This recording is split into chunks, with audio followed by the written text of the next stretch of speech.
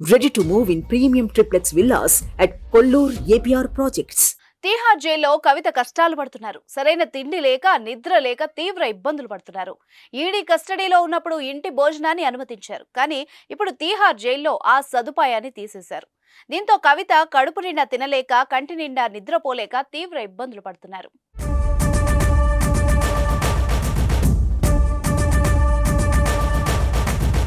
మార్చి 26న custody ముగిసిన తర్వాత కవితను తీహార్ జైలుకు తీసుకెళ్లారు పోలీసులు. ఏప్రిల్ 9వ తేదీ వరకు కవితకు రౌజ్ అవెన్యూ కోర్టు రిమాండ్ విధించింది. అయితే జైల్లో పెడుతున్న ఫుడ్ తనకు పడడం లేదని, బెడ్ లేకుండా నిద్ర పట్టడం లేదంటూ కవిత మళ్లీ కోర్టులో పిటిషన్ వేశారు.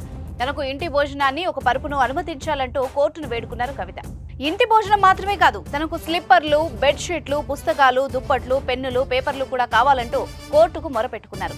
అంతేకాదు మందులతో పాటు ఆభరణాలు కూడా అనుమతించాలని కోర్టును కోరుతున్నారు కవిత.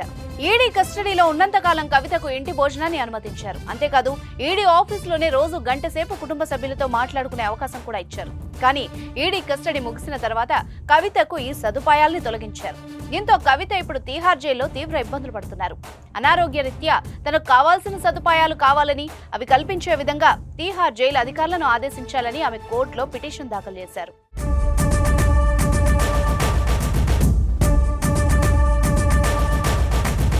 ఢిల్లీ లిక్కర్ స్కామ్ లో కవితను మార్చి 15వ తేదీన అరెస్ట్ చేసిన సంగతి అందరికీ తెలుసు. ఈ కేసులో ఇప్పటి వరకు ఈడీ 128 కోట్ల రూపాయల ఆస్తుల్ని అటాచ్ కూడా చేశారు. ఇదే కేసులో ఢిల్లీ ముఖ్యమంత్రి కేజ్రీవాల్ ని కూడా అరెస్ట్ చేశారు. ప్రస్తుతం కేజ్రీవాల్ కూడా తీహార్ జైల్లోనే ఉన్నారు. తీహార్ జైల్లో ఉన్న కవిత ప్రత్యేక వసతులు కావాలన్న పిటిషన్ ఇప్పుడు రౌజ్ అవెన్యూ కోర్టులో విచారణకుంది. కవితకు ఆమె కోరిన వసతుల్ని కోర్టు అనుమతిస్తుందా లేదా అన్నది ఇప్పుడు ఆసక్తికరంగా మారింది. సుమన్ టీవీలో మీ పర్సనల్ అండ్ బిజినెస్ ప్రమోషన్స్ కోసం కింది నెంబర్కి కాంటాక్ట్ చేయండి.